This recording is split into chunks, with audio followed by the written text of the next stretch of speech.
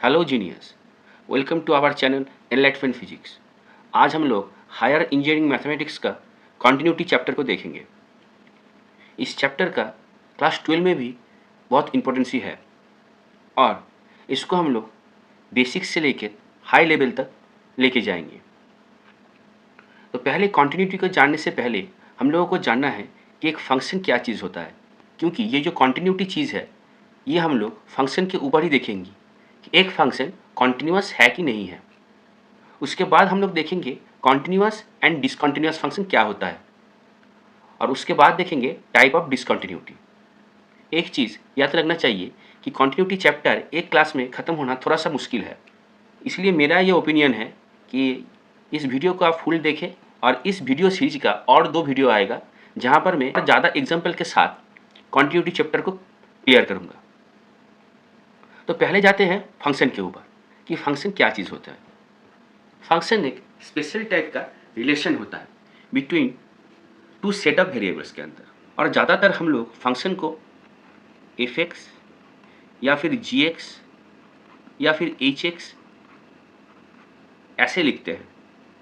ये क्या होता है, ये दो वेरिएबल्स के बीच का रिलेशन होता है।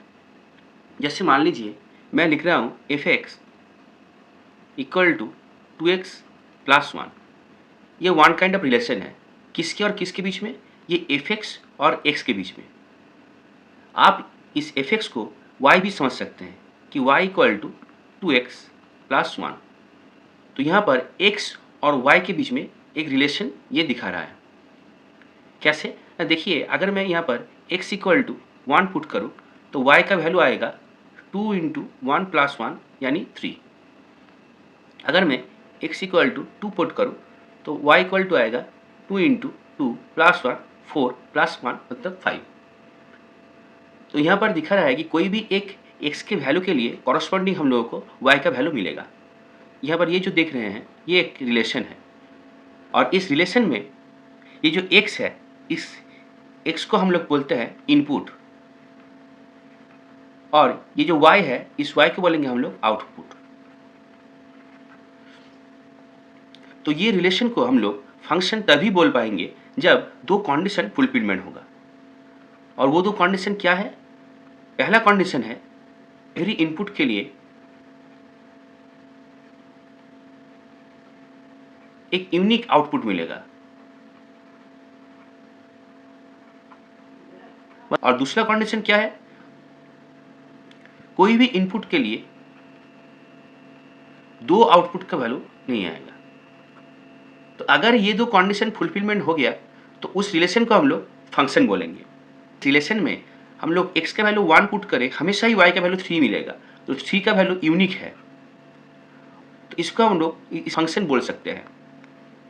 तो हम लोग यहाँ पर क्या देखें कि हम लोग एक रिलेशन को फंक्शन तभी बोल पाएंगे जब उसका एक पर्टिकुलर इनपुट के लिए एक यूनिक आउटपुट मिलेगा, और कोई भी एक इनपुट के लिए दो आउटपुट का वैल्यू कभी नहीं आएगा।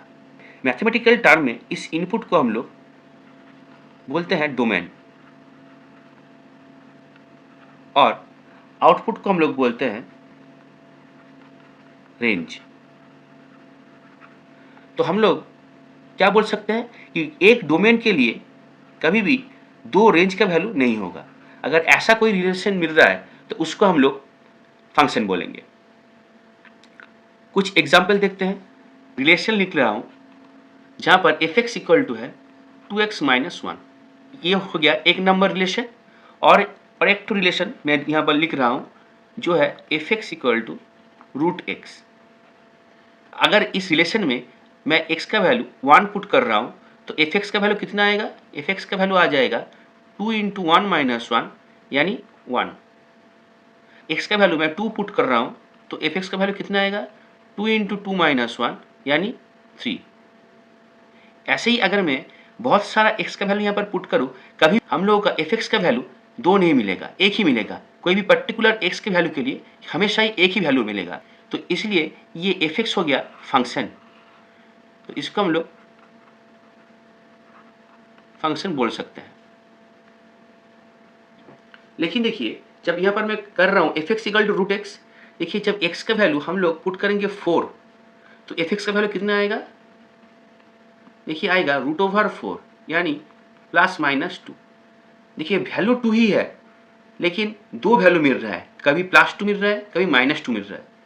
तो अगर ऐसा कुछ कंडीशन आ गया कि दो वैल्यू मिल रहा है, कोई भी एक x का वैल्यू पुट करने से x का वैल्यू 2 मिल रहा है, या तो हो सकता है +2 या फिर हो सकता है -2, तो इसको हम लोग कभी भी फंक्शन नहीं बोल पाएंगे। अगर हम लोग यहाँ पर x का वैल्यू 9 पुट कर रहे हैं तो f(x) कितना आएगा +-3, तो ये कभी भी फंक्शन नहीं कहलाएगा क्योंकि एक x का वैल्यू के लिए दो y का वैल्यू मिल रहा है, तो ये कभी नहीं होगा, तो इसको हम लोग फंक्शन नहीं बोल पाएंगे। तो हम लोग यहाँ से क्या सीख पाए कि दो x के वैल्यू के लिए अगर f(x) का वैल्यू सिंगल आया तो उसको हम लोग फंक्शन बोल सकते हैं, लेकिन एक x के लिए दो y का वैल्यू आना कभी भी संभव नहीं है, वो फंक्शन नहीं होगा। अगर ये आप लोग याद रखिए तो फंक्शन निकालने में कभी दिक्कत नहीं होगा। देखिए, तो हम लोग कोऑर्डिनेट के बेसिस पे, कुछ नंबर सेट के बेसिस में फंक्शन और सिंपल रिलेशन को हम लोग डिस्टिंग्विश करते हैं।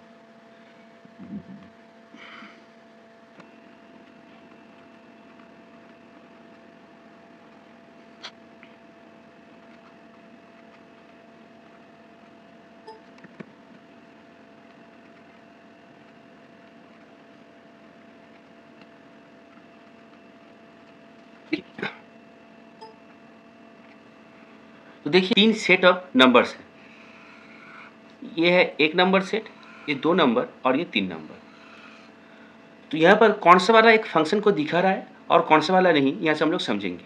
देख लीजिए, तो हम लोगों ने अब तक क्या देखा कि हम लोगों ने देखा कि दो x के वैल्यू के लिए एक y का वैल्यू हो सकता है, ये फंक्शन कहलाएगा, लेकिन कभी भी एक x के लिए दो y का वैल्यू कभी नहीं होगा, ये हो नहीं सकता है। अगर ये होगा तो वो फंक्शन नहीं कहलाएगा। तो हम लोग जाते हैं पहला सेट में। देखिए 1 2 मतलब क्या कि x का वैल्यू जब 1 है तब y का वैल्यू 2 है, तो ठीक है, एक यूनिक वैल्यू है। यहाँ पर 3 के लिए 5 है, मतलब जब x का वैल्यू है 3 तब y का वैल्यू 5, जब x का वैल्यू है 6 तब y का वैल्यू है 8, जब x का वैल्यू है -1 तो y का वैल्यू है 2, जब x का वैल्यू है 4 तब y का वैल्यू है 6। देख पा रहे हैं कि यहाँ पर जब x का वैल्यू हुआ है 1 तो y का वैल्यू हुआ है 2, और जब x का वैल्यू है -1 तब y का वैल्यू है 2। तो क्या ये फंक्शन कहलाएगा? हाँ, ये फंक्शन कहलाएगा। क्यों कहलाएगा? क्योंकि हम लोग जानते हैं कि दो x के वैल्यू के लिए एक y का वैल्यू हो सकता है। तो देखिए यहाँ पर पहले 1 है और उसके बाद x का वैल्यू -1 है, लेकिन y का वैल्यू सेम ही है, तो इसको हम लोग फंक्शन बोल पाएंगे। ठीक है, तो पहला सेट फंक्शन हो गया। सेकेंड जो सेट है उस जब x का वैल्यू है 2 तो y का वैल्यू है 4, जब x का वैल्यू है 2 तो y का वैल्यू है 3, जब x का वैल्यू है 3 तब y का वैल्यू है 6, जब x का वैल्यू है 4 तब y का वैल्यू है 9, और जब x का वैल्यू है 7 तब y का वैल्यू है -1। यहाँ पर देखिए x का वैल्यू है 2 तब y का वैल्यू है 4, और जब x का वैल्यू फिर से हुआ है 2 तब y का वैल्यू हो गया है 3।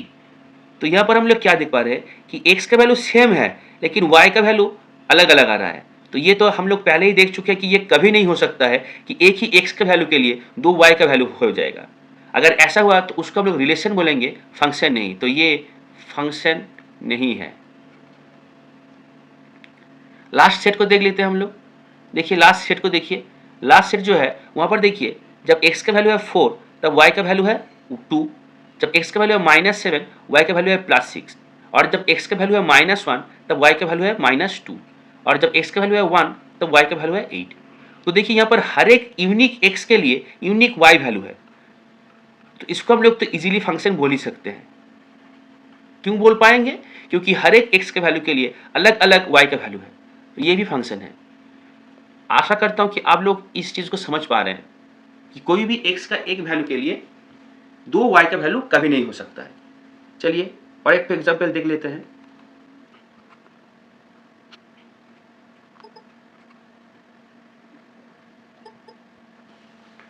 देखिए यहाँ पर टेबल के फॉर्म को लिखा हूँ, यहाँ पर बोलना पड़ेगा कि कौन सा रिलेशन फंक्शन है और कौन सा रिलेशन फंक्शन नहीं है।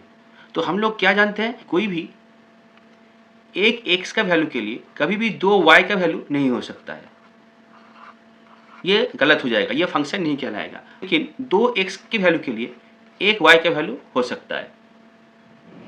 तो देखिए यहाँ पर, देखिए यहाँ पर जब x है 2, y है 3, जब x है -2 तब y है 4, और जब x है 3 तब y है 8, और जब x है 2 तो y है 9। तो यहाँ पर देखिए 2x का वैल्यू के लिए हम लोगों के पास एक ही y आना चाहिए था, लेकिन देखिए y है 3, यहाँ पर y है 9, तो एक ही x का वैल्यू है लेकिन y का वैल्यू अलग अलग है, तो ये फंक्शन नहीं कहलाएगा, ये गलत हो गया। तो ये सिंपल रिलेशन है। सिमिलरली यहाँ पर देखिए, यहाँ पर 2 है, 1 है, 3 है, 4 है, 2 है, -2 है, फिर से गलत हो गया। यहाँ पर क्यों गलत हो गया, देखिए यहाँ पर देखिए, यहाँ पर भी एक x का वैल्यू 2 है, यहाँ पर भी x का वैल्यू 2 है, और 2 वैल्यू के लिए y का वैल्यू एक ही रहना चाहिए था, लेकिन यहाँ पर एक बार y आया है 1, एक बार y आया है -2, तो ये भी फंक्शन नहीं है। तो यहाँ से हम लोग क्या समझ पा रहे हैं कि x का 2 वैल्यू के लिए y का एक वैल्यू आ सकता है, लेकिन एक x के वैल्यू के लिए 2 y का वैल्यू नहीं आएगा। अगर ऐसा हो गया तो उसको हम लोग फंक्शन नहीं बोलेंगे। अब आते हैं कि ग्राफिकल में जब हम लोग कोई भी फंक्शन का ग्राफ ड्रॉ करेंगे, अगर फंक्शन दिया नहीं है, लिखा नहीं है, सिर्फ ग्राफ दिया हुआ है, तो उस ग्राफ से हम लोग को कैसे पता चलेगा कि वो फंक्शन है कि ये फंक्शन नहीं है, सिंपल रिलेशन है। तो मान लीजिए मैं 4 ग्राफ ड्रॉ कर रहा हूँ।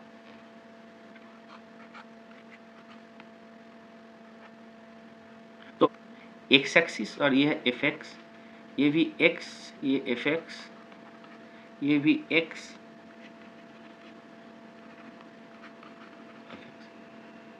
तो कोई भी ग्राफ फंक्शन को दिखा रहा है कि नहीं, रिप्रेजेंट कर रहा है कि नहीं, उसको देखने के लिए हम एक टेस्ट करते हैं, और उस टेस्ट को हम लोग बोलते हैं वर्टिकल लाइन टेस्ट। ये हम लोग कैसे करते हैं कि एक कोई भी फंक्शन का जो ग्राफ है उसके ऊपर एक वर्टिकली हम लोग लाइन टानते हैं। अगर वो लाइन एक वर्टिकली लाइन टानते हैं, अगर वो लाइन एक से ज़्यादा y वैल्यू में क्रॉस करेगा तो वो फंक्शन नहीं कहलाएगा। तो यहाँ पर देखिए, जब वर्टिकल लाइन पर खींचा है तो देखिए एक x का वैल्यू के लिए 2 y का वैल्यू मिल रहा है। तो ये तो हम लोग जानते हैं कि एक x का वैल्यू के लिए कभी भी 2 y का वैल्यू हो नहीं सकता है। तो यहाँ पर एक ही x का लिए 2 हम लोग कॉरस्पॉन्डिंग y पा गए, तो ये फंक्शन नहीं कहलाएगा, तो ये फंक्शन नहीं है। अगर हम लोग देखिए यहाँ पर एक वर्टिकल लाइन खींचते हैं, हम लोग यहाँ पर एक वर्टिकल लाइन खींचते हैं, तो यहाँ पर देखिए एक x के वैल्यू के लिए एक ही y का वैल्यू मिल रहा है, तो ये एक फंक्शन है। और यहाँ पर देखिए अगर वर्टिकल लाइन खींचे, यहाँ पर भी ठीक है, एक x के लिए एक ही y का वैल्यू, तो ये भी एक फंक्शन है। और यहाँ पर ये खुद ही एक वर्टिकल लाइन है, तो यहाँ पर एक x के वैल्यू के लिए बहुत सारा y का वैल्यू मिल रहा है, तो ये तो कभी हो ही नहीं सकता है, तो ये भी एक फंक्शन नहीं है। तो आशा करता हूँ आप लोग को समझ आ गया होगा कि ग्राफ में से और सेट ऑफ नंबर से हम लोग को कैसे पता चलेगा कि ये एक फंक्शन है या फिर फंक्शन नहीं है। अब जाते हैं कि एक फंक्शन को कॉन्टिन्यूअस और डिसकंटिन्यूअस फंक्शन कब कहते हैं और क्या होता है ये कॉन्टिन्यूअस और डिसकंटिन्यूअस फंक्शन। तो मान लीजिए अगर हम लोग कोई भी एक फंक्शन का ग्राफ ड्रॉ कर रहे हैं, ये है x और ये है fx, तो अगर फंक्शन का ग्राफ जब ड्रॉ कर रहे हैं हम लोग, तो हम लोग को पेन को उठाना नहीं पड़ रहा है, तो उसी को हम लोग बोलेंगे कॉन्टिन्यूअस। और कहीं भी अगर पेन को उठाना पड़ रहा है ड्रॉ करने के टाइम, जैसे मान लीजिए ये fx है, ये x है और ये fx है, तो अगर लाइन ड्रॉ करने के टाइम कहीं पर भी पेंसिल को उठाना पड़ा या फिर पेन को उठाना पड़ा, तो उसको हम लोग बोलेंगे डिसकंटिन्यूअस फंक्शन। एक इजी वे में मैं आपको समझा रहा हूं कि एक डिसकंटिन्यूअस फंक्शन क्या चीज़ होता है और कैसे हम लोग को मालूम पड़ेगा कौन से टाइप का डिसकंटिन्यूअस फंक्शन है। लेकिन मेनली आपको जानना है कि कॉन्टिन्यूअस फंक्शन हम लोग कैसे बोल पाएंगे। एग्जाम्पल मैं आपको दे रहा हूँ। मान लीजिए आप एक पॉइंट P से जा रहे हैं Q पॉइंट तक,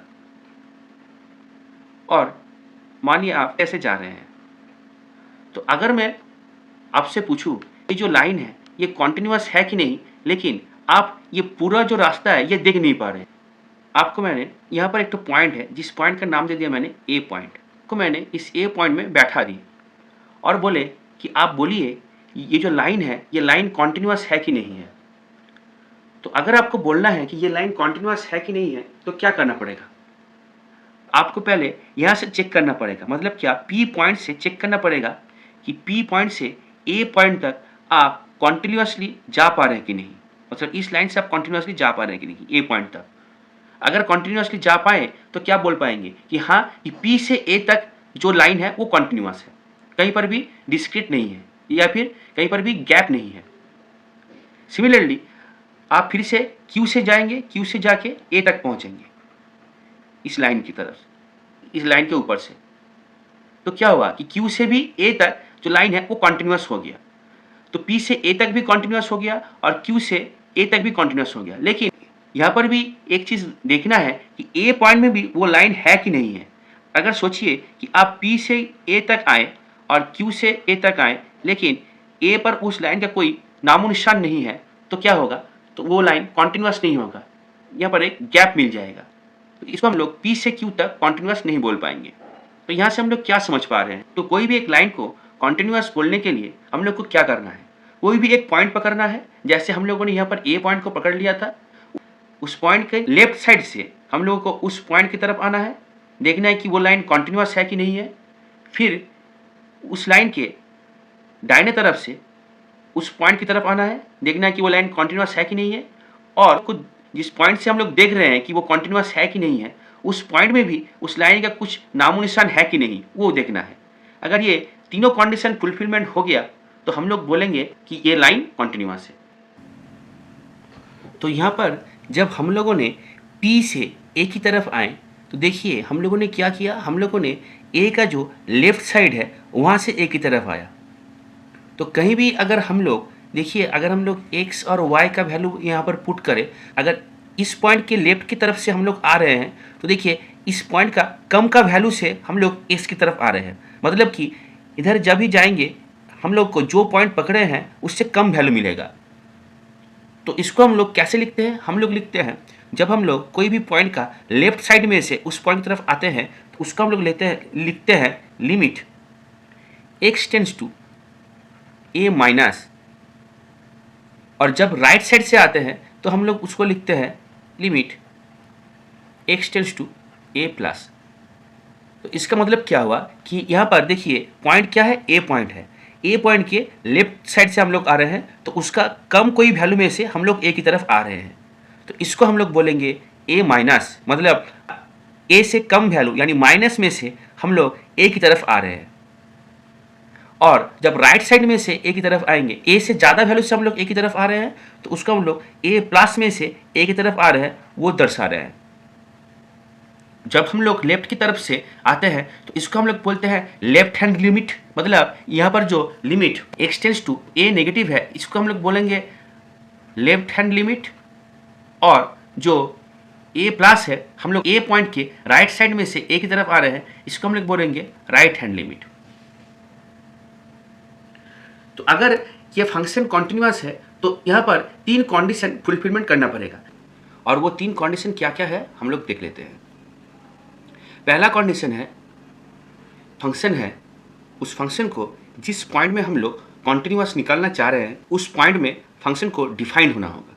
जैसे अगले जो स्लाइड में हम लोगों ने देखा कि एक ऐसा एक कर्व था जिस कर्व के ऊपर हम लोग एक पॉइंट ए पकड़े थे। इस ए में अगर हम लोगों को देखना है कि फंक्शन कॉन्टिन्यूअस है कि नहीं तो पहले एफ ऑफ ए को मस्ट बी डिफाइंड होना पड़ेगा।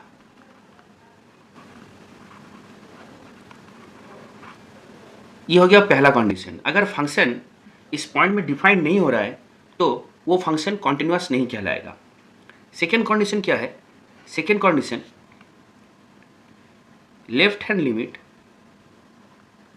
और राइट हैंड लिमिट को सेम होना पड़ेगा, यानी limit x tends to a negative fx equal to limit x tends to a positive fx होना पड़ेगा। अगर ये दोनों सेम आ गया तो सेकेंड कंडीशन फुलफिलमेंट हो जाएगा। और थर्ड कंडीशन क्या है, थर्ड कंडीशन है जिस पॉइंट में हम लोग कॉन्टिन्यूअस निकाल रहे हैं उस पॉइंट में भी फंक्शन का लिमिट एग्जिस्ट करना पड़ेगा। ये 3 कंडीशन फुलफिलमेंट हो गया तो हम लोग बोलेंगे कि फंक्शन कॉन्टिन्यूअस है। बहुत इजी वे में अगर हम लोग एक लाइन में बोलना चाहे, अगर ये left hand limit, right hand limit और ये जो एफ का जो ए पॉइंट में वैल्यू है, अगर ये तीनों सेम हो गया तो हम लोग उसको कॉन्टिन्यूअस बोल पाएंगे। लेकिन पहला कंडीशन फुलफिलमेंट करना ही है। अगर फंक्शन ए पॉइंट में डिफाइन नहीं हो रहा है तो ये दोनों कंडीशन लगाना बेकार हो जाएगा। तो हम लोग को पहले देखना है कि फंक्शन ए पॉइंट में डिफाइन है कि नहीं, और देखना है कि राइट हैंड लिमिट और लेफ्ट हैंड लिमिट सेम है कि नहीं, और लास्ट में देखना है कि जिस पॉइंट में हम लोग ये फंक्शन को कॉन्टिन्यूअस निकालना चाह रहे हैं उस पॉइंट में फंक्शन का जो वैल्यू आ रहा है वो ये लेफ्ट हैंड लिमिट और राइट हैंड लिमिट के साथ इक्वल है कि नहीं। अगर सेम हुआ तो ये हो जाएगा कॉन्टिन्यूअस। अगर किसी भी कारण सेकेंड कंडीशन फेल्ड हो गया तो क्या होगा, देखिए अगर इस कार में से हम लोग देखना चाहें तो देखिए अगर ऐसा हुआ कि राइट हैंड लिमिट और लेफ्ट हैंड लिमिट सेम नहीं हुआ तो कर्व कैसे दिखेगा ना, ऐसे तो हम लोग पकड़ लीजिए पी पॉइंट से ए तक पहुंच जाएंगे। लेकिन अगर सेम नहीं हुआ राइट हैंड और लेफ्ट हैंड लिमिट तो क्यू पॉइंट से जब ए पॉइंट की तरफ जाएंगे हम लोग तो ए पॉइंट में नहीं पहुंच के बी पॉइंट में या फिर कोई और पॉइंट में पहुंच जाएंगे। तो देखिए जो दोनों कर्व आया है वो डिसकंटिन्यूअस है, ए और बी के बीच में कोई लाइन नहीं है। तो इसको हम लोग बोलेंगे जंप डिसकंटिन्यूटी।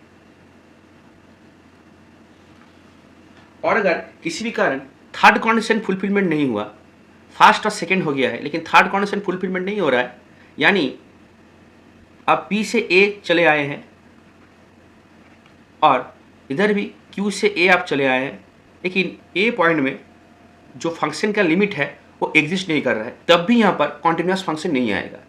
इसको हम लोग बोलते हैं होल डिसकंटिन्यूटी या फिर पॉइंट डिसकंटिन्यूटी। एक चीज़ याद रखिएगा, ये रिमूवेबल डिसकंटिन्यूटी है। ये जो होल है ये रिमूवेबल डिसकंटिन्यूटी है, इसको हम लोग रिमूव कर सकते हैं, लेकिन जंप डिसकंटिन्यूटी को कभी भी हम लोग रिमूव नहीं कर पाएंगे। डिसकंटिन्यूटी का वीडियो हम लोग नेक्स्ट पार्ट में देखेंगे और भी ज़्यादा डिटेल्स में देखेंगे। आज सिर्फ कॉन्टिन्यूटी का इंट्रोडक्शन हुआ। अगर वीडियो अच्छा लगा तो लाइक कर देना और चैनल को सब्सक्राइब कर लेना ऐसा ही इंजीनियरिंग मैथमेटिक्स का वीडियो पाने के लिए। अगर कोई डाउट हुआ तो कमेंट सेक्शन में कमेंट कर देना, मैं ज़रूर रिप्लाई करूँगा। Thanks for watching. Bye genius.